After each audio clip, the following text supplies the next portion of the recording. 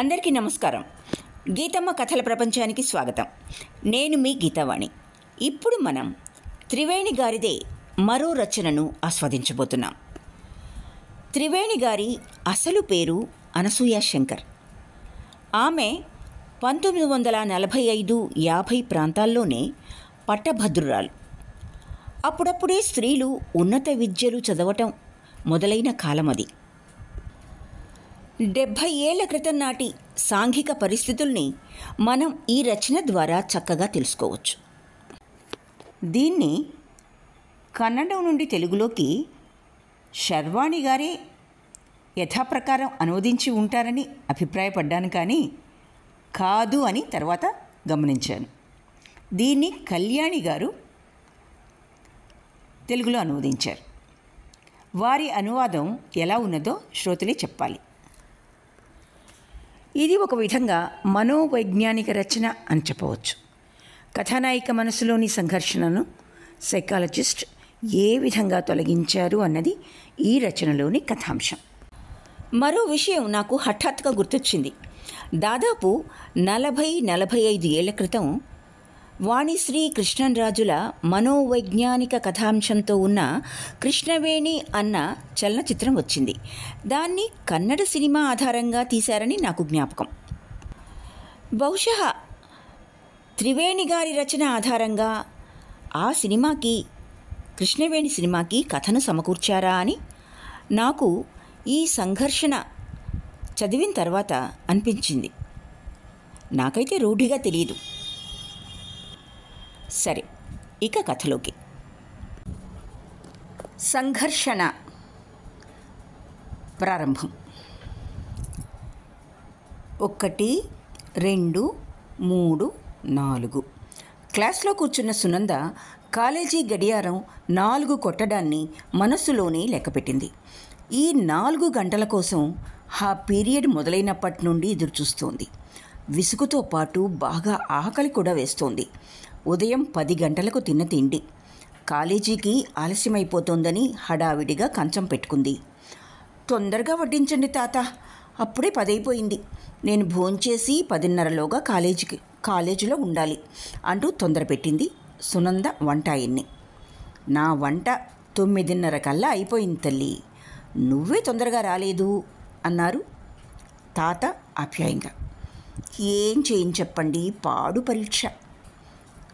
రోజు ఇలాగే చేస్తున్నావమ్మా, తొందరగా రాకుండా 10 గంటలకు వచ్చి హడావిడిగా తినేసి వెళ్ళిపోతావు. సాయంకాలం 4 గంటలకు అలసిపోయి వస్తావు. ముందుగానే వచ్చి కొంచెం నెమ్మదిగా. సునందా సునందా అంటూ తలుపు దగ్గర నుండి పిలిచింది మీనాక్షి. 1 నిమిషం మీనా, సునంద వంటింట్లో నుండి జవాబు చెప్పింది. 10 గంటలైపోయింది అంటూ తొందరపడుతుంది మీనాక్షి. మా ఇంటి గడియారం 10 నిమిషాలు ముందుంది, లోపలికి రామ్మా అంటూ సుందరమ్మ గారు పక్క గదిలో నుండి కొత్త జాకెట్టుకు గుండీలు వేస్తూ హాల్లోకి వచ్చారు. మీనాక్షి తన గడియారం చూసుకుంది. లేదండి, నాది కాలేజ్ టైమే అంది. సునందా, మీనాక్షి నీకోసం కాచు కూర్చుంది అంటూ మళ్ళీ పిలిచారు సుందరమ్మ గారు. అయిపోయిందమ్మా, 1 నిమిషం అంటూ సునంద పెరుగన్నం తినివేసింది. రోజు ఇలా ఆలస్యం చేస్తే ఎలా సునందా? ఏం చేయను మీనా, రోజు ఆలస్యం అవుతుంది. తొందరగా వెళ్ళి పుస్తకాలు తీసుకురా, మళ్ళీ ఇక్కడే మాట్లాడుతూ కూర్చోకు అని సుందరమ్మ గారు అన్నాక కానీ సునంద పైకి వెళ్ళలేదు. పుస్తకాలు తీసుకొని ఇంకా కొంచెం పౌడర్ రాసుకొని కిందకొచ్చింది. మీనాక్షి అప్పటికే గేటు దగ్గర నిల్చుంది. చాలా ఆలస్యమైంది, క్షమించు అంది సునంద దీనంగా ముఖం పెట్టి. ఆ రోజు ఆఖరి పీరియడ్లో లాజిక్ లెక్చరర్ హైపోథిసిస్ మీద లెక్చర్ ఇస్తుంటే అలసిపోయిన సునంద మనసు ఉదయం తాను హడావిడిగా కాలేజీకి బయలుదేరిన విషయాన్నే తలుచుకుంది. రోజు టైంకు సరిగ్గా బయలుదేరదామని అనుకున్నా ఎప్పుడూ వీలయ్యేది కాదు. మీనాక్షి సునందను పిలవటానికి వచ్చేటప్పటికీ ఒక్కరోజైనా సునంద భోంచేసి ఉండేది కాదు. కంచం పెట్టుకుని తాతని తొందర పెడుతున్నప్పుడే మీనాక్షి వచ్చేది. దాంతో పెరుగన్నం మాత్రమే తిని కాలేజీకి బయలుదేరేది సునంద. మధ్యాహ్నం 4 గంటలకు బాగా ఆకలి వేసేది.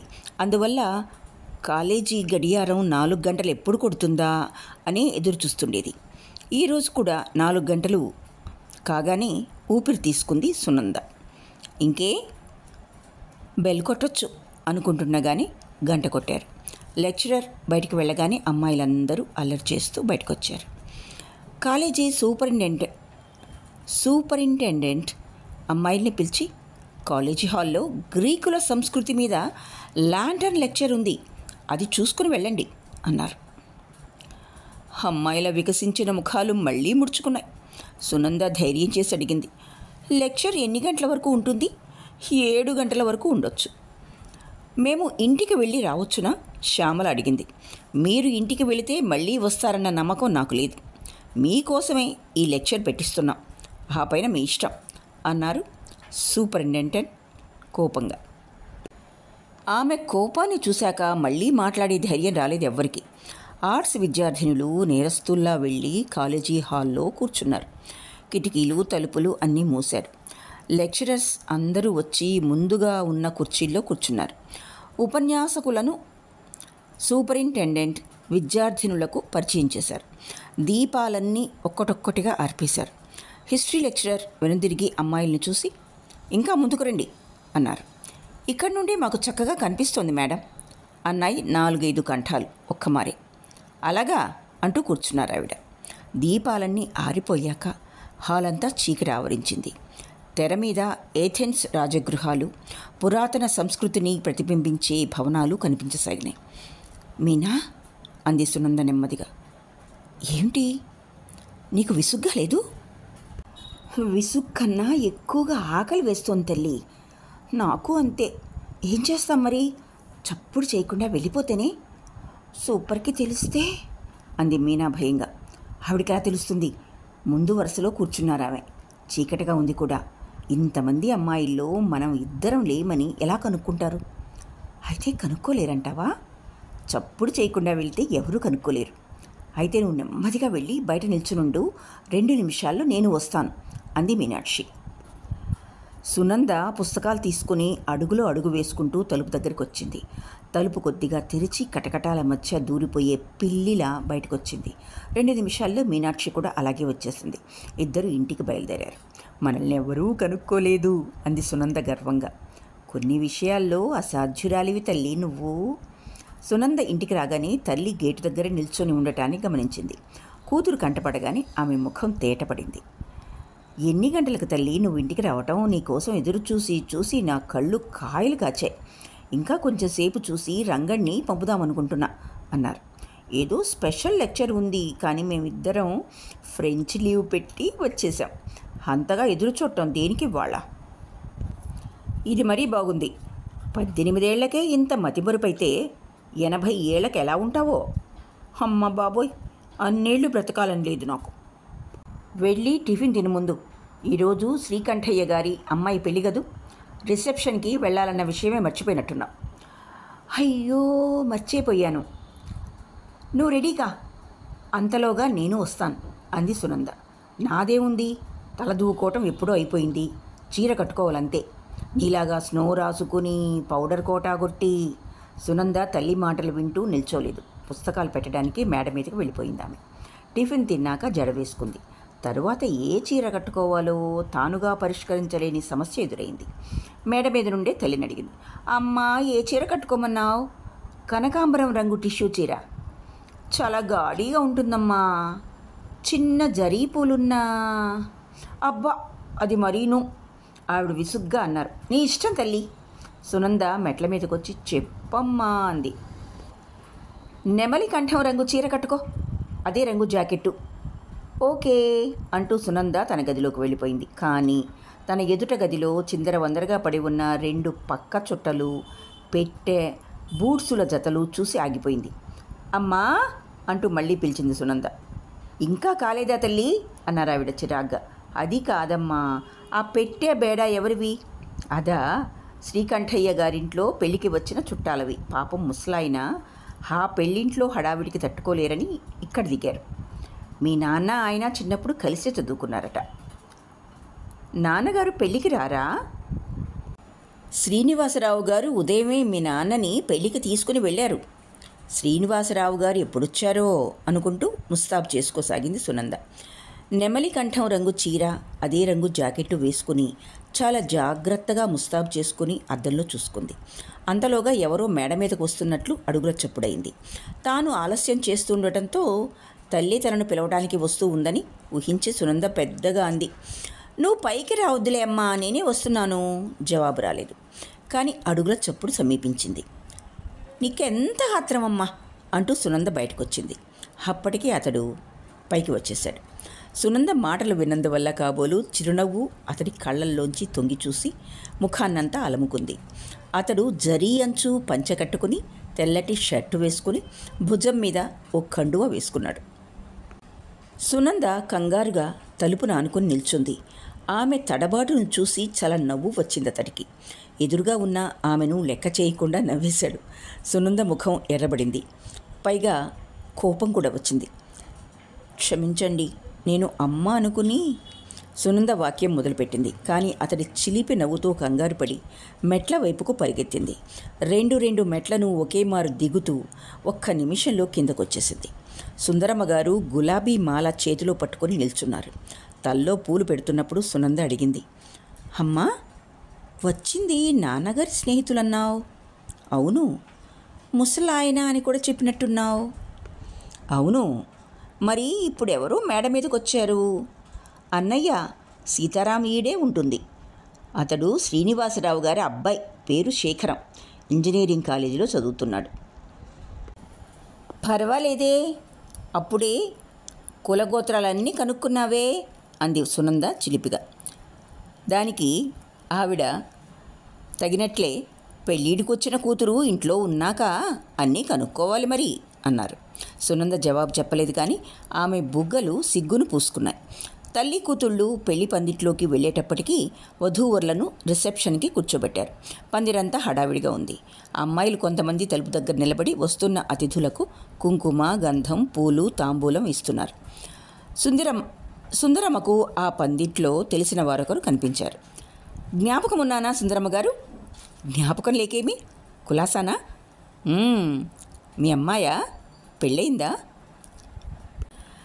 పెళ్ళిడికొచ్చిన కుత్తుళ్ళుండే వాళ్ళకి పెళ్లి మాటలు తప్ప మరింకేమీ ఉండవేమో అని విసుక్కుంది సునంద మనసులోనే. ఇంకా లేదమ్మా అన్నారు సుందరమ్మ గారు. ఎక్కడైనా సంబంధాలు చూసారా? ఓ 2 సంబంధాలు చూశాం కానీ ఇంకా ఏది నిశ్చయించలేదు. తల్లి మాటలు విని ఆశ్చర్యపోయింది సునంద. తన పెళ్లి కోసం సంబంధాలు చూస్తున్నట్టే తెలియదు ఆమెకు. ఎన్నడూ కూతురి ముందు ఆమె పెళ్లిని గురించి చర్చించలేదు. సీతారాంకి పిల్లనివ్వటానికి కొంతమంది వచ్చినప్పుడు సునందకు పెళ్ళి అయ్యే వరకు సీతారాంకు పెళ్లి చేయదలుచుకోలేదని సుందరమ్మగారు చెప్పారు. అయినా నాకెందుకు వాళ్ళ గొడవలు, ఏమైనా చేసుకొని అనుకుంది సునంద. సుందరమ్మగారు ఆమె స్నేహితురాలు ఏదో సంసారపు గొడవల గురించి మాట్లాడుకుంటున్నారు. సునందకు ఆ మాటల్లో ఆసక్తి లేదు. తన స్నేహితురాళ్ళెవరైనా కనిపిస్తారేమోనని చుట్టూ చూసింది సునంద. కొంచెంసేపు వధూవరులను చూసింది. తరువాత తల్లితో, ఇక వెళ్దామమ్మా అంది. సుందరమ్మ గారికి కూతురు మాట చెవిన పడలేదు. ఆవిడ తన స్నేహితురాలితో కబుర్లలో మునిగిపోయి ఉంది. అమ్మా, వెళ్దామమ్మా. ఎందుకమ్మా అంత కంగారు? ఇంట్లో నీ పిల్లలు ఏడుస్తున్నారా?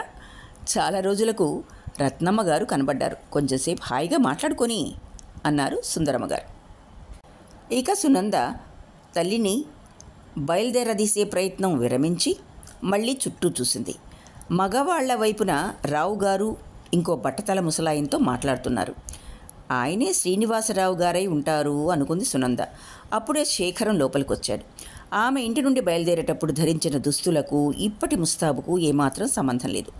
అప్పుడు అచ్చం భారతీయ వేషధారణలో ఉన్నాడు. ఇప్పుడు సూటు వేసుకుని, టై కట్టుకుని, కోటు బటన్ హోల్లో చిన్న గులాబీ పువ్వును అలంకరించుకుని వచ్చాడు.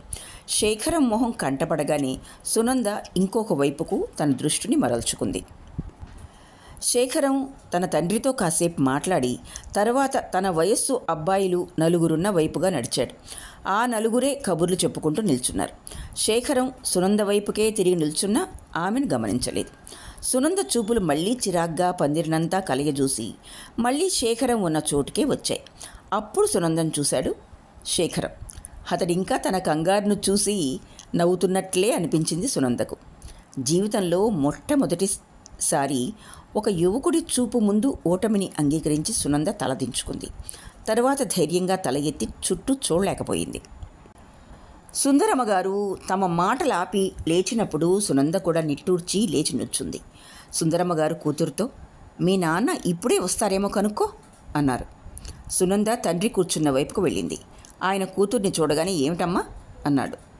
అమ్మ అడిగింది, మీరు ఇప్పుడే వస్తారా రారా అని. నేను మీతోనే వస్తాను శ్రీనివాస్, ఈ అమ్మాయే నా కూతురు సునంద. శ్రీనివాసరావు గారు సునంద వైపు చూసి నవ్వారు. అదే నవ్వు, అదే మాధుర్యం, 2 పళ్ళు ఊడిన నోరు, కొంచెం వయసు మళ్ళిన నవ్వు. సునంద కూడా నవ్వింది, కొంచెం సంకోచంతో. శ్రీనివాసరావు గారు రావుగారితో, నేను మీతోనే వస్తున్నాను అన్నారు. అక్కడే తిరుగుతున్న ఓ అబ్బాయిని శ్రీకంఠయ్య గారిని పిలవడానికి పంపారు. అతడు శ్రీకంఠయ్య గారిని పిలుచుకొని వచ్చాడు. నేను ఇక వెళ్ళొస్తాను అన్నారు శ్రీనివాసరావు గారు. రాత్రి బువ్వపు బంతికి ఉండి నేను ముసలివాడినయ్యాను. రాత్రి పొద్దుపోయి భోంచేస్తే నాకు పడదు, నిద్ర చెడినా కష్టమే. శ్రీకంఠయ్య గారు ఇంకేమీ చేయలేక ఒప్పుకున్నారు. పోనీ మీ అబ్బాయిని, దానికే, వాడు ఇంకా చిన్నవాడు, వాడు ఉంటాడులే. మీరు చెప్పేసి వెళ్ళండి అబ్బాయికి. శేఖరం, తండ్రి పిలుపు విని శేఖరం వచ్చాడు. ఏమిటి నాన్న, నువ్వు ఇక్కడే భోంచేసిరా, నేను వెళ్తున్నా. అలాగే, ఇంకే నా కొడుకు నా బదులుంటాడు అన్నారు శ్రీనివాసరావు గారు. ఇంటికి వచ్చేటప్పటికి 8 అయింది. సీతారాం డ్రాయింగ్ రూమ్లో రేడియో వింటూ కూర్చున్నాడు. తండ్రి రావటాన్ని చూసి రేడియో ఆపేసి లోపలికి వెళ్ళాడు. శ్రీనివాసరావు గారు భోంచేసి వచ్చేటప్పటికి సీతారాం ఆయన పక్క పరిచాడు. శ్రీనివాసరావు గారు అతడు చేస్తున్న పని చూసి, నువ్వెందుకు పరిచావు బాబు, నేనే వేసుకునేవాడినిగా అన్నారు. ఎవరు వేస్తేనే, మీకు మేడ ఎక్కటం దిగటం కష్టమని కిందే వేశాను. శేఖరం మేడ మీదే పడుకోవచ్చు. వాడు రావటం ఎంతసేపు అవుతుందో ఏమో, ఎప్పుడైనా రానివ్వండి, నేను తలుపులు తీస్తాను. సునంద భోజనాలు అయ్యాక తన గదికి వెళ్ళింది. విప్పిన చీరను మడిచి పెట్లో పెట్టింది. తర్వాత ఓ పుస్తకం పట్టుకుని కూర్చుంది. కొంచెంసేపు చదివేటప్పటికే ఆవలింతలు మొదలయ్యాయి. తర్వాత కొంచెంసేపటికి తల టేబుల్ మీదకు వాలింది. చేతిలో ఉన్న పుస్తకం నేల మీద పడింది. గదిలో దీపం మాత్రం వెలుగుతూనే ఉంది. శేఖరం వచ్చేటప్పటికి 11 అయింది. అతడి కోసం ఎదురుచూస్తూ సీతారాం ఓ నవల చదువుతూ కింద కూర్చున్నాడు. అతడు తలుపు తట్టగానే వెళ్ళి తలుపులు తీసి రండి అన్నాడు. ఇద్దరూ మేడెక్కారు. నేను మీ అందరికీ చాలా శ్రమ కలిగించానేమో, నా కోసమని మీరు మేలుకొని ఉండవలసి వచ్చింది. నేనెప్పుడూ పడుకోవటం 11 గంటలకే అన్నాడు సీతారాం. మేడ మీదకు రాగానే చెల్లెలి గదిలో వెలుగుతున్న దీపాన్ని చూశాడు. పందెం వేస్తాను, సునంద నిద్రపోతూ ఉంటుంది అన్నాడు సీతారాం శేఖర్తో. అదే పరీక్షలేదని చదువుతూ ఉండొచ్చుగా. ఆవిడ గారి చదువు నాకు తెలియదా? గది అంతా నిశ్శబ్దంగా ఉంది అంటే సునంద పడుకుని ఉందని అర్థం. సునంద మేల్కొని ఉంటే పుస్తకం కింద పడేయటం, మళ్ళీ ఎత్తటం ఇలా చేస్తూనే ఉంటుంది. అది కాకపోతే టేబులు కుర్చీ కదుపుతూ చప్పుడు చేస్తూనే ఉంటుంది. ఇప్పుడు చూడండి, పడుకునే ఉంటుంది అంటూ తలుపులు తెరిచాడు సీతారాం. అతడు అనుకున్నట్లుగానే సునంద కుర్చీ మీద కూర్చుని టేబుల్ మీద తల ఆంచి నిద్రపోతుంది. నేను చెప్పానుగా చూడండి అన్నట్టు సీతారాం శేఖర్ వైపు చూశాడు. శేఖరం పసిపిల్లలా నిద్రపోతున్న సునందనే చూస్తూ నిలబడ్డాడు. నల్లటి పొడుగాటి జడ భుజం మీదుగా వచ్చి నేలను తాకుతోంది. ఆమె పెట్టుకున్న గులాబీ పూల సువాసన గదినంతా ఆవరించింది. ఎడం చేతి మీద తల పెట్టుకుని నిద్రపోతోంది సునంద. సునంద, సీతారాం నెమ్మదిగా పిలిచాడు. అరే లేపకండి అన్నాడు శేఖర్. అదేంటి, రాత్రంతా అలాగే పడుకోనిమ్మంటారా ఏంటి అంటూ గదిలోకి వెళ్ళాడు సీతారాం. మంచం పైన పక్క వేసి చెల్లెలి భుజం మీద చేయి వేసి కదిపాడు. సునంద, లేమ్మా, పడుకో అన్నాడు. సునంద ఉలిక్కిపడి కళ్ళు తెరిచింది. ఒక్కమారు తల ఎత్తి అన్నయ్య వైపు చూసి మళ్ళీ అలాగే పడుకుంది. బంగారు గాజుల గుర్తు ఆమె బుగ్గల మీద స్పష్టంగా పడింది. సునంద లేమ్మా, సీతారాం మళ్ళీ లేపాడు. చిన్నపిల్లల సునంద రాగం తీసింది. సీతారాం చెల్లెల్ని లేపి పడుకోబెట్టి దుప్పటి కప్పాడు. గదిలోని దీపం ఆర్పి తలుపులు వేసి శేఖర్ దగ్గరకు వచ్చాడు. ఇక పడుకోండి, చాలా పొద్దుపోయింది. రాత్రిళ్ళు మంచినీళ్లు తాగే అలవాటుందా? లేదులేండి, గుడ్ నైట్ అంటూ సీతారాం వెళ్ళిపోయాడు. సీతారాం పక్క గదిలో పడక వేసుకుని పడుకున్న శబ్దం శేఖరానికి వినిపించింది. మంచి అబ్బాయి అనుకుంటూ లైట్ ఆర్పి పడుకున్నాడు శేఖరం. ఉదయం సునంద లేచేటప్పటికి 7 గంటలైంది. అప్పటికే శ్రీనివాసరావు గారు, శేఖరం పెళ్లివారింటికి వెళ్ళిపోయారు. సునంద తన పనులన్నీ చేసుకుని భోజనాల గదిలో కంచం పెట్టుకునేటప్పటికే మీనాక్షి వచ్చేసింది. సునంద, టైం అయిపోయింది అని పిలిచింది. వస్తున్నా, ఒక్క నిమిషం. ఇద్దరూ తొందరగా కాలేజీకి వెళ్ళారు. అప్పటికింకా బెల్లు కాలేదు. మొదటి పీరియడ్ ఎకనామిక్స్ లెక్చరర్ వచ్చారు. క్లాస్లోకి వచ్చేటప్పుడే కొంచెం ముభావంగా ఉన్నారు. రాగానే ప్లాట్ఫారం ఎక్కి నిల్చున్నారే గాని అటెండెన్స్ రిజిస్టర్ తీయలేదు. గంభీరంగా అన్నారు, నిన్నటి మీ విద్యార్థుల ప్రవర్తన చూసి మాకందరికీ చాలా బాధగా ఉంది. మీరు అలా ప్రవర్తిస్తారని నేను కల్లో కూడా అనుకోలేదు. మీ మీద ఎన్నెన్నో ఆశలు పెట్టుకున్నాను. సూపర్ కూడా చాలా విసుక్కున్నారు. మీకోసమనేగా మేము ఉపన్యాసం ఏర్పాటు చేశాం. నిన్న లెక్చర్ అయిపోయాక లైట్ వేస్తే మేము ఆ లెక్చర్ ఇచ్చిన వారు మాత్రమే ఉన్నాం. ఒక్కొక్క మాట అడుగుతున్న కొద్దీ ఆమె ముఖంలోని గాంభీర్యం కరిగిపోసాగింది. చివరికి నవ్వేశారు. ఆవిడ నవ్వగానే గాభరాగా నిల్చున్న అమ్మాయిలు కూడా నవ్వారు. అందరూ నవ్వుతుండగా ఆవిడ మళ్ళీ గంభీరంగా, ఇక పాఠం మొదలెడదాం అన్నారు. అందరూ మౌనం వహించారు. సాయంకాలం సునంద ఇంటికి వచ్చేటప్పటికీ సుందరమ్మగారు తలుపు దగ్గరే నిలబడ్డారు. టిఫిన్ తినేసిరా, మీ అన్నయ్య జగన్మోహన్ ప్యాలెస్ సినిమా అని ప్రోగ్రాం వేశాడు అన్నారు. నేను వెళ్ళనమ్మా, ఆ విషయం వాడితోనే చెప్పుకో. సునంద పుస్తకాలు పెట్టడానికి మేడ మీదకు వెళ్ళింది. ఆమెను చూడగానే సీతారాం హడావుడి చేశాడు. సునంద, తొందరగా ముస్తాబ్ కానీ, ఒక్క పావుగంట మాత్రమే టైం ఇచ్చాను అన్నాడు. నేను రానన్నయ్యా. సీతారాం చిలిపిగా, శేఖర్ వస్తున్నారు అన్నాడు. సునంద కంగారుగా గదివైపు చూసింది. భయపడకు చిట్టి తల్లి, ఎవరో స్నేహితుడిని చూసుకుని వస్తానని వెళ్ళారు. నేను మాత్రం రాను బాబు. అమ్మ, నాన్న, శ్రీనివాసరావు గారు అందరినీ బయలుదేరదీశానులే. ఓ, అయితే వాళ్ళందరూ వస్తున్నారా? లేకపోతే మరి ఇంకేమనుకున్నావు తల్లి? నిన్ను శేఖరాన్ని మాత్రమే పంపుతామనుకున్నావా? ఆ రోజు ఇప్పుడు కాకపోతే రేపు వస్తుందిలే. ఆ లేత నీలం జార్జెట్ చీర కట్టుకో, అది నీకు చాలా బాగుంటుంది. ఆ చీరలో నిన్ను శేఖరం చూస్తే క్లీన్ బౌల్డ్. ఏంటన్నావు? అయితే శ్రీనివాసరావు గారు వాళ్ళ అబ్బాయి రావటం పెళ్ళింట్లోని గొడవ భరించలేక కాదు, నిన్ను చూద్దామని. అమ్మ నాతో చెప్పనే లేదు. చెప్తే ఇంత ముస్తాబు చేసుకుని తిరిగేదానివా? ఛా, ఇలా అల్లరి పెట్టేలా ఉంటే నేను అస్సలు రాను. అలా అంటే ఎలా సునందా? నిన్న రాత్రి దీపం ఆర్పకుండానే పడుకున్నావు కదా, అప్పుడు శేఖరం నిన్ను లేపవద్దని అలానే ఉంచమన్నాడు. సునంద కోపంతో అంది. ఆయన ఎందుకు నా గదిలోకి తీసుకొచ్చావు? నీకు అస్సలు లేదులే. శేఖరం గదిలోకి రానిలేదు. నేను లోపలికొచ్చి పడుకోబెట్టాను. నేను మళ్ళీ వెళ్ళేటప్పటికీ ఆయన తన గదిలో కూర్చుని ఉన్నాడు. అన్నట్టు నువ్వు నిద్రపోతున్నప్పుడు ఎలా ఉంటావన్న ఐడియా వచ్చింది ఆయనకు. నిన్ను మేలుకున్నప్పటికన్నా నిద్రపోతున్నప్పుడే ఎక్కువ మెచ్చుకున్నట్లున్నారు. అంతా ఈ అల్లరంతా నీదేనన్నమాట. మరి నిన్ను ఈ ఇంటి నుండి సాగనపడం అంటే అంత తేలికనుకున్నావమ్మా? ఏమైనా చెప్పు, నేను మాత్రం రాను. నువ్వు మంచి పిల్లవు కానీ నల్లటి వెల్వెట్ జాకెట్టు మర్చిపోకు, గులాబీ మాల పెట్టుకో. సినిమాలో శేఖరాన్ని నీ పక్కనే కూర్చోబెడతాను. అలా మాత్రం చేయకు బాబు. అంటే వస్తాననేగా అర్థం. గుడ్ అంటూ సీతారాం కిందకు వెళ్ళిపోయాడు. సునంద జడ విప్పుకుంటూ ఉండగా సీతారాం కాఫీ, టిఫిన్ తెచ్చిపెట్టాడు. నేనే కిందకు వచ్చేదాన్ని కదన్నయ్యా.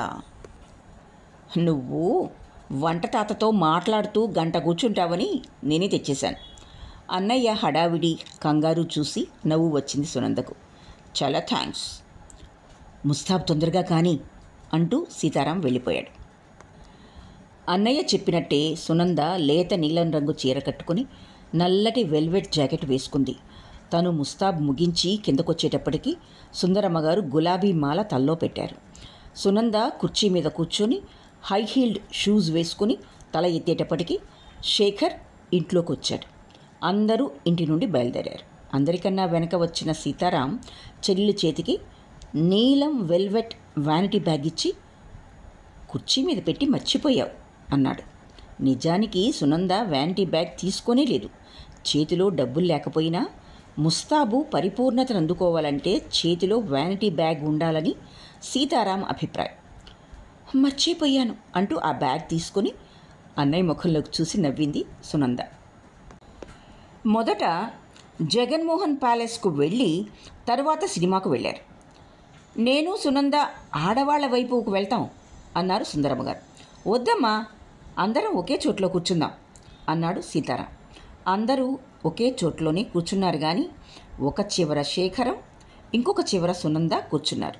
దీన్ని చూసి సీతారాంకు నిరాశ కలిగినా ఏమీ మాట్లాడలేకపోయాడు. సుందరమ్మకు హిందీ రాదు, అందుచేత సినిమా అర్థం కాలేదు.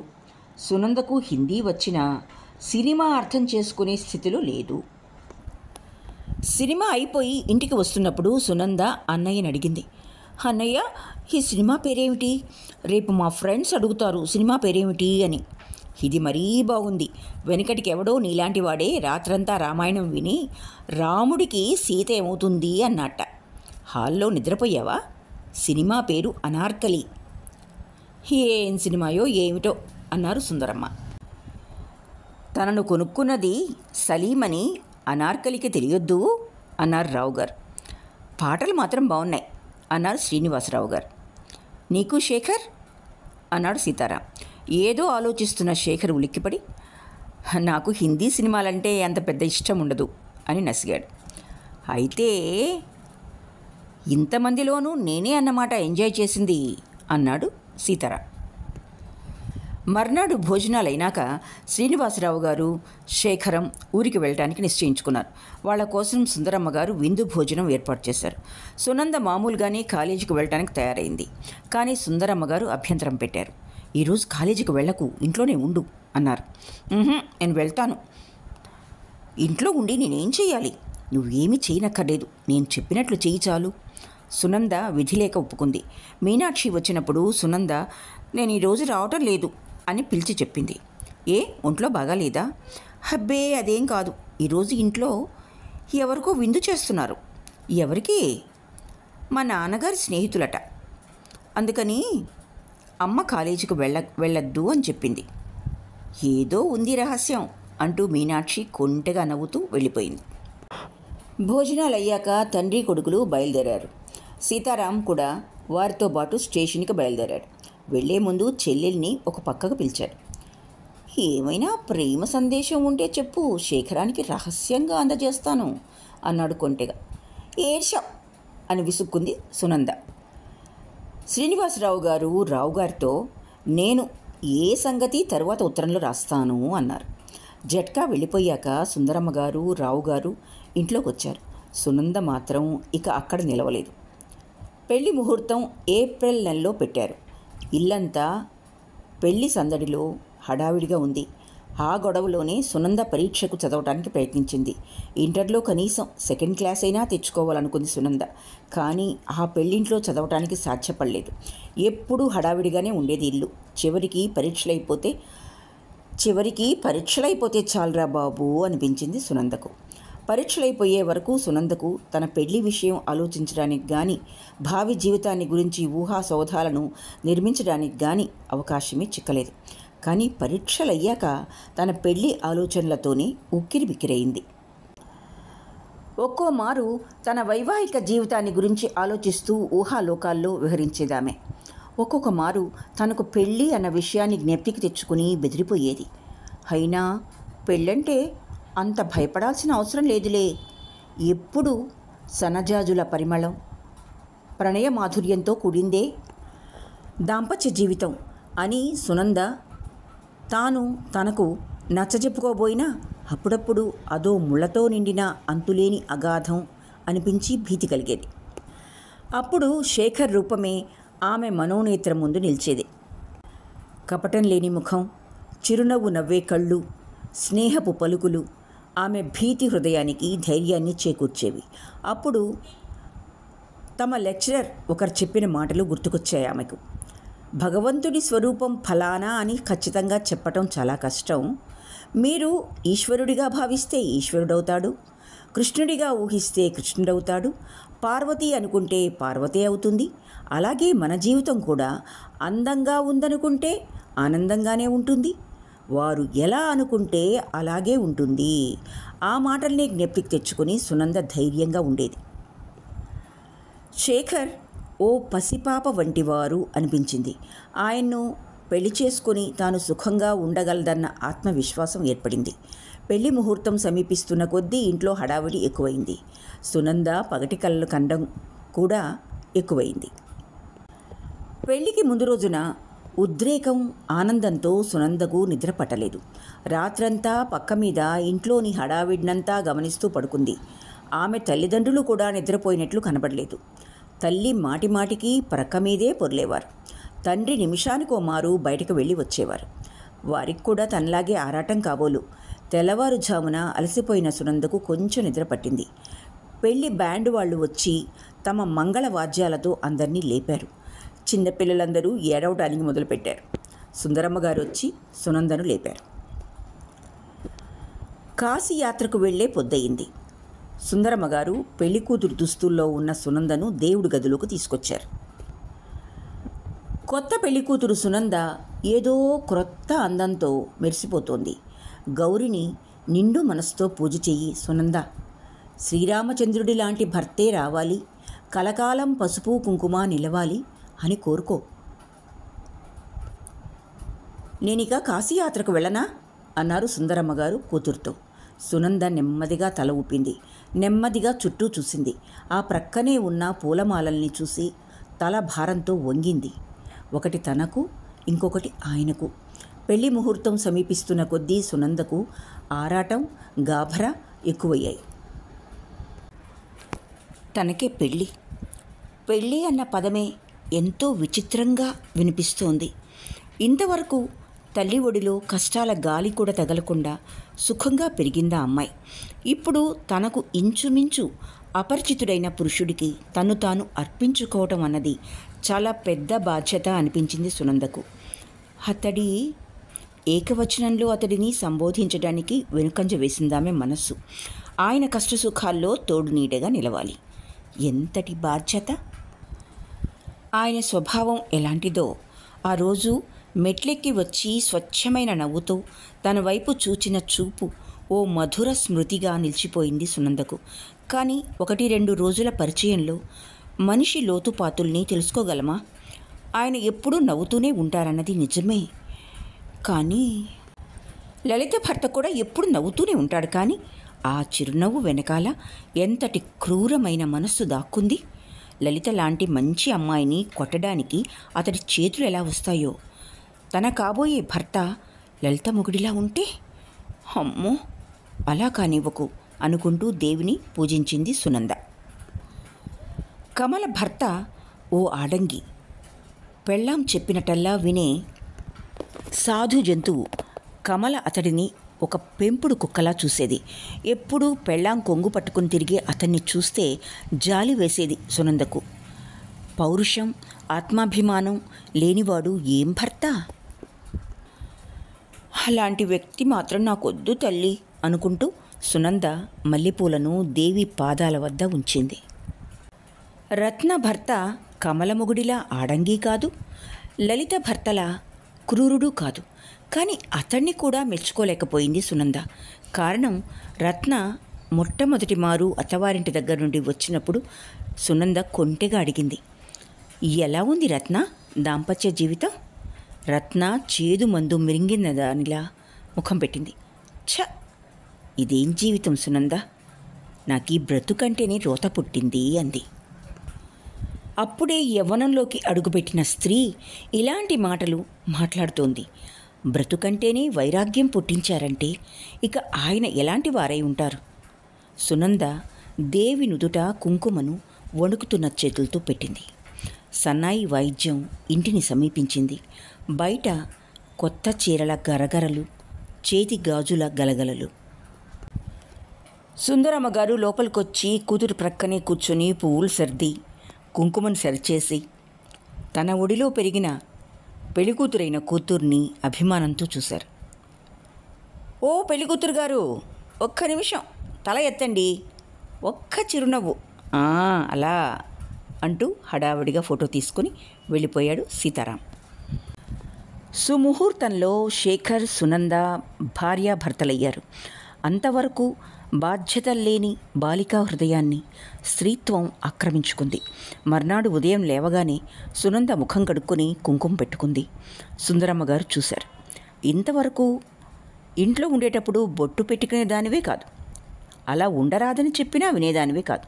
ఇప్పుడు చూడు, ఉదయం లేచిందే బొట్టు పెట్టుకుంటున్నాం అని హాస్యం చేశారు.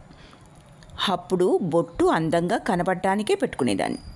ఇప్పుడు అది సుమంగళత్వానికి చిహ్నం. అదొక్కటే కలకాలం నిలిస్తే చాలు అన్నారు సుందరమ్మ గారు. పెళ్లి కాగానే పెళ్ళికొడుకు బంధువులందరూ వెళ్ళిపోయినా కానీ పెళ్ళికొడుకు మాత్రం వెళ్ళలేదు. శ్రీనివాసరావు గారు కొడుకుని తమతో రమ్మని అడగనూ లేదు. వెళ్ళడానికి అతడు ఏమాత్రం కుతూహలం కనపరచలేదు. అప్పుడే పెళ్ళయింది, ఇంకా సెలవులు కూడా ఉన్నాయి. అలాంటప్పుడు కానీ జానకమ్మ గారికి భర్త కొడుకు చెప్పిన మాటలే నచ్చలే. ఊరికి వెళ్లే ముందు భర్త వద్ద సణిగింది. ఇదేమిటి, శేఖరాన్ని భార్యతో సరసాలాడుతూ కూర్చోమంటారు ఏమిటి, నలుగురు ఏమంటారు అన్నారు. వాడి పెళ్ళాంతోనే కదా వాడు సరసాలాడుతోంది. వాడిని ఓ 2 రోజులు హాయిగా ఉండరాని, భార్యతో కులాసాగా కాలం గడపాలని ఎంత ఆశగా ఉందో అబ్బాయికి. సరి వాడి మాటలకి మీరొకరు వంత పాడతారు. మరి ఇంకేం చేయమంటావు? తనను కూడా బయలుదేరదీయమంటావా? ఇది ఒక వయస్సు. ఇప్పుడు నేను నీతో మాట్లాడాలని సరదా పడతానా? నువ్వెక్కడికైనా వెళ్తే చాలని చూస్తుంటాను కానీ ఇక మీకెప్పుడు నన్ను చూస్తేనే ఇది. ఏది ఏదో అంటూ విసుక్కున్నారు జానకమ్మ గారు. మరో నిమిషమే నవ్వేశారు. శ్రీనివాసరావు గారు ఊరికి వెళ్లే ముందు శేఖరాన్ని పిలిచారు. 4 రోజులుండి వచ్చేటప్పుడు కోడల్ని తీసుకునిరా శేఖరం, అక్కడేదో పేరెంటం అది పెట్టుకుంది మీ అమ్మ అన్నారు. శేఖర్ ముఖం సంతోషంతో వెలిగిపోయింది. అలాగే నాన్న అన్నాడు ఉత్సాహంగా. విడిదిలో దిగిన బంధువులందరూ వెళ్ళిపోయారు. శేఖరం బెడ్డింగు పెట్టే మామగారింటికి పంపేశాడు. శేఖరం సీతారాం వైపు చూశాడు. సీతారాం సుందరమ్మ గారి వైపు చూశాడు. ఆవిడ అర్ధగర్భితంగా భర్తను చూశారు. ఆయన తలుపు వెనక దాక్కున్న కూతురు వైపు చూచి నవ్వారు. సీతారాం, సునంద గదిలో పెట్టించేసేయి అన్నారు. సీతారాం శేఖరాన్ని మేడ మీదకు తీసుకుని వెళ్ళాడు. కూలీ సామాన్లను సునంద గది తలుపు వద్ద ఉంచేసి వెళ్ళిపోయాడు. శేఖరం సునంద గదిలో ఓ కుర్చీ మీద కూర్చొని ఓ పుస్తకంతో గాలి విసురుకుంటూ, సీతారాం, కొంచెం మంచినీళ్ళు ఇస్తారా అన్నాడు. సీతారాం కొంటెగా, మీకు ఇప్పుడు కావాల్సింది మంచినీళ్ళ సునంద అన్నాడు. మంచినీళ్ళే, అయితే నన్నే తీసుకుని రమ్మన్నారా? సీతారాం కిందకు వెళ్ళిపోయాడు. శేఖరం సునంద గదిని పరిశీలిస్తూ కూర్చున్నాడు. గదిలో ఒక ప్రక్కగా మంచం, దానిమీద తెల్లటి పక్క ఉంది. కిటికీకి ఎదురుగుండా టేబుల్, కుర్చీ ఉన్నాయి. మంచం కింద 2 పెట్టెలున్నాయి. పుస్తకాల ర్యాక్, డ్రెస్సింగ్ టేబుల్, దాని మీద స్నో, పౌడర్, సెంటు, కర్చీఫులు చక్కగా అమర్చబడి ఉన్నాయి. డ్రెస్సింగ్ టేబుల్ క్రిందనే 6-7 జతల రకరకాల చెప్పులున్నాయి. గోడల మీద గాంధీ, రవీంద్రుల ఫోటోలు తప్ప మరింకేం లేవు. టేబుల్ మీదన్న పూల కుండీలోని పువ్వులు నవ్వుతున్నాయి. ఆ గదిలోకి సునంద నాన్నగారు, సీతారాం కాకుండా ఎవరైనా పరపురుషులు అడుగు పెట్టడం అదే మొదటి మారు. ఆ రోజు శేఖరం గది తలుపు దగ్గర నిల్చుని నిద్రపోతున్న సునందను పరికించాడు. ఆ రోజు అతడు పరాయి మగవాడు. కానీ ఇప్పుడు సునంద గది శేఖరానిదే. ఆ 3 ముళ్ళు పడిన దగ్గర నుండి పరిచయం లేకపోయినా సునంద శరీరం మీద, మనస్సు మీద అతడికి హక్కు ఉంది. ఆమెకు చెందిన ప్రతీదీ ఇక శేఖరానిదే. శేఖరం అద్దంలో తన ముఖం చూసుకున్నాడు. జుత్తంతా రేగిపోయి ఉంది. డ్రెస్సింగ్ టేబుల్ మీదున్న దువ్వెనను చేతిలోకి తీసుకున్నాడు. కానీ సునందను అడగకుండా ఆమె వస్తువులు తీసుకోవటం తప్పు కాదు. మళ్ళీ కుర్చీ మీద కూర్చున్నాడు. సీతారాం తెస్తాడో లేకపోతే సునంద చేతనే పంపుతాడో. మెట్ల మీద చప్పుడైంది. శేఖరం జాగ్రత్తగా విన్నాడు. అది ఆడవాళ్ల సున్నితమైన అడుగుల చప్పుడు కాదు. శేఖరానికి నిరాశ కలిగింది. సీతారాం నవ్వుతూ తీసుకోండి అంటూ ఇచ్చాడు మంచినీళ్ళు. శేఖరం తాగి గ్లాస్ టేబుల్ మీద పెట్టాడు. ఇప్పటికైనా మీరు ఓడిపోయారని ఒప్పుకుంటే సునందను పైకి పంపుతాను. నేను ఓడిపోయానని పెళ్ళికి ముందే ఒప్పుకున్నానుగా. అయితే సునందను పైకి పంపమన్నారా? ఇప్పుడే వద్దు, నన్ను కొంచెం ముఖం కడుక్కొనివ్వండి. ఆ తర్వాత శేఖరం చిన్నగా సీతారాం వీపు మీద కొట్టి అన్నాడు, నేను ఇక్కడికి వచ్చింది ఎందుకనుకున్నారు?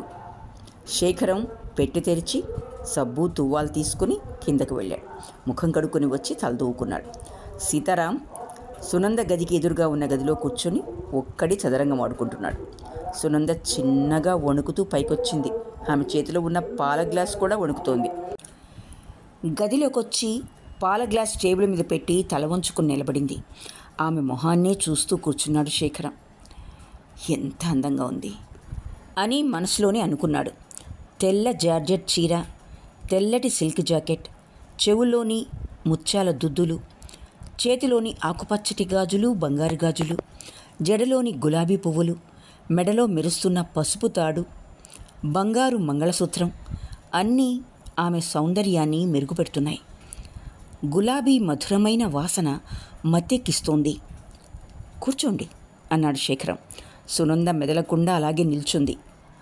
తలను ఒకమారు తిప్పి చదరంగం ఆడుకుంటున్న సీతారామన్ చూసింది. సీతారాం చెల్లెల్ని చూసి నవ్వి కన్ను గీటాడు. సునందకు నవ్వు వచ్చింది కానీ నవ్వలేదు. లోపలికొచ్చి తలుపు వేస్తారా? సీతారాం చూస్తుండగానే తలుపులు మూయటమా?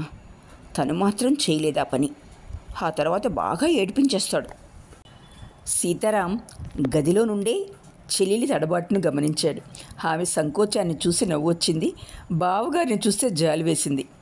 పాపాయి ముందు తినే వస్తువు పెట్టి దాన్ని ఊరికే చూస్తూ కూర్చో అంటే ఎంత బాధపడుతుంది ఆ పాపాయి. సీతారాం లేచి తలుపులు వేశాడు. సునంద ఏదో మధురమైన భయంతో వణికిపోయింది. శేఖరం కుర్చీ మీద కూర్చుని భార్యతో, నిల్చునే ఉన్నారే అన్నాడు. ఆ గదిలో ఉన్నదొక్కటే కుర్చీ. సునంద మంచం మీద కూర్చుంది. శేఖరం చిరునవ్వుతో, ఈరోజు కూడా అవాల్టిలాగే పైకి రావద్దు అంటే వెళ్ళిపోతాను అన్నాడు. సునంద జవాబు చెప్పలేదు. వెళ్ళిపోమన్నారా? వద్దు అంది సునంద నెమ్మదిగా. మీరేం చెప్తున్నారో నాకు వినపట్టం లేదు అంటూ వచ్చి ఆమె ప్రక్కనే కూర్చున్నాడు శేఖరం. నాన్నగారు నేను ఊరికి వెళ్ళేటప్పుడు మిమ్మల్ని కూడా తీసుకొని రమ్మన్నారు. మీరు వస్తారా? వస్తాను. ఇంకా ఏం మాట్లాడాలో తెలియలేదు శేఖరానికి. ఒక క్షణం అలాగే ఊరుకొని, మీ ఉంగరాన్ని చూడనివ్వండి అంటూ ఆమె ఎడమ చేతిని తన చేతిలోకి తీసుకున్నాడు. ఇద్దరి చేతులు వణుకుతున్నాయి. బాగుంది, కానీ ఇంత దూరంగా కూర్చుంటే నేను ఎలా మాట్లాడను? దగ్గరకు వస్తే మాట్లాడడం మరింత కష్టం అనుకుంది సునంద. నేను వెళ్ళిపోతాను బాబు, మీకు చాలా సిగ్గు. సునంద కొంచెం అతని వైపు జరిగింది. సునంద, ఏమిటి? మీరు అస్సలు మాట్లాడడమే లేదే. మీతో మాట్లాడాలని నాకెంతో ఆశగా ఉంది సునంద నెమ్మదిగా అంది. హృదయం ఆనందంతో నిండుగా ఉన్నప్పుడు మాట్లాడడం ఎలా? శేఖరం నవ్వుతూ అన్నాడు, పర్వాలేదు, మీకు చక్కగా మాట్లాడడం వచ్చు. మీరు అనకండి, ఇంకేమనాలి? నువ్వు అంటే చాలు. అలాగే అన్నాడు శేఖర్. సునంద లాంటి సౌందర్య రాశి తనది అన్న ఆనందం, గర్వం అతడిని ఆవరించింది. ఆ రోజు నేను పైకి రావద్దన్నప్పుడు మీకు కోపం వచ్చిందా? లేదు, నవ్వొచ్చింది. నీ గాబరా చూసి నేను అక్కడికి వస్తే మాటల్లోనే విందు చేస్తావా?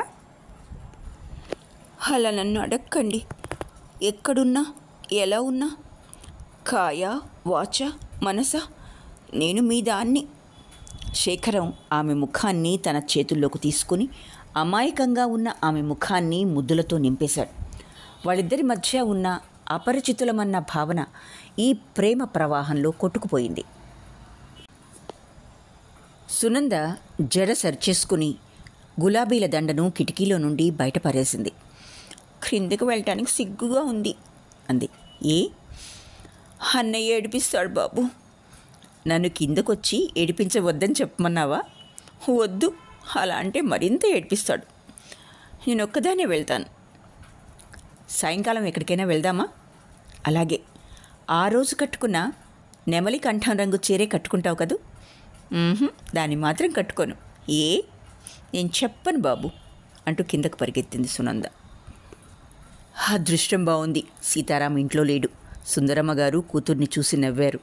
సునంద ముఖం ఎర్రబడింది. తల ఎత్తి తల్లి ముఖం చూడలేకపోయింది.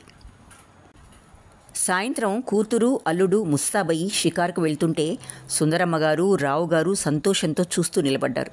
ఇద్దరూ నవ్వుకుంటూ తమ ప్రపంచంలో విహరిస్తుంటే చూసి కూతురికి తగిన అబ్బాయితోనే పెళ్లి చేశామనుకుంటూ తృప్తి చెందారు రావుగారు.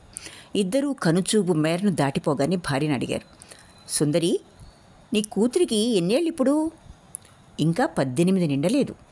శేఖరానికి 22. అయినా ఇదేమిటి సిగ్గుచేటు? కూతురుది అల్లుడిది వయస్సు అడుగుతున్నారు.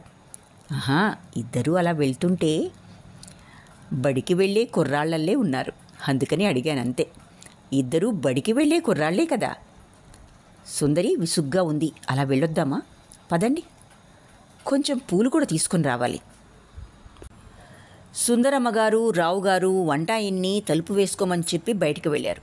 వాళ్ళు మళ్ళీ ఇంటికి వచ్చే వేళకి సునంద శేఖరం ఇంకా తిరిగి రాలేదు.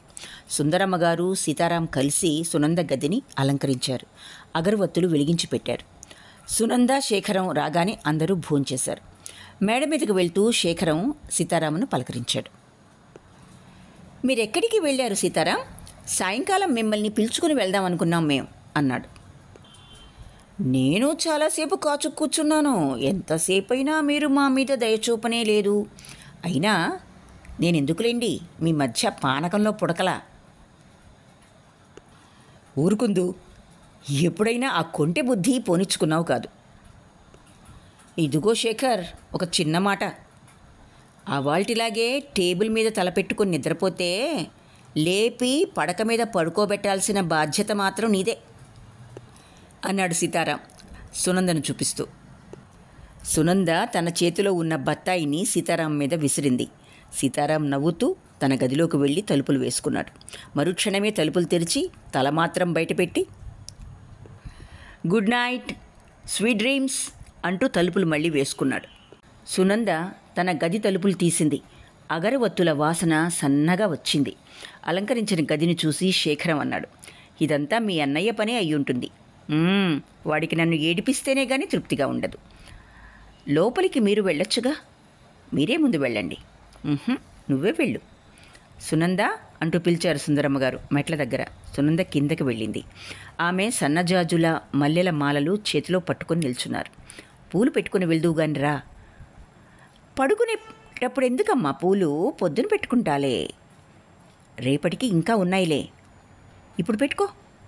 శేఖరం అప్పుడే పడుకోబోతున్నాడు. సునంద రావటాన్ని చూసి లేచి కూర్చున్నాడు. పర్వాలేదు, పడుకోండి. ఆ అమ్మాయి ఎందుకు పిలిచారు? అదంతా మా రహస్యం, మీకు చెప్పను. నాకు కూడానా? మరి మీ ఆయనకు నిద్ర పట్టగానే కిందకొచ్చెయ్యి, నా దగ్గరే పడుకుందువు గాని అని చెప్పారు అంది సునంద వచ్చే నవ్వు నాపుకుంటూ. అలా అయితే నేను ఇవాళ రాత్రంతా నిద్రపోను. నేను వెళ్ళిపోకుండా కాపలా కాస్తారాయే? నేను వెళ్ళిపోకుండా కాపలా కాస్తారా ఏ? అలా అయితే నేనెందుకు? మీకు నిద్ర వచ్చే వరకు కాచు కూర్చోవటం. ఇప్పుడే వెళ్ళిపోతాను. మీరు లైట్ ఆర్పేసి నిద్రపోండి. సునంద తలుపులు తెరిచి తను వెళ్ళిపోతున్నట్టే నటించింది. శేఖరం ఆమెను గట్టిగా పట్టుకున్నాడు. నువ్వు వెళ్ళిపోతే నేనేం చెయ్యను అన్నాడు. నిద్రపోండి. నువ్వు లేకపోతే నాకు నిద్ర పట్టదు. నేను ఇంకా రాలేదని అమ్మ ఎదురు చూస్తూ ఉంటుంది. నేను వెళ్ళాలి.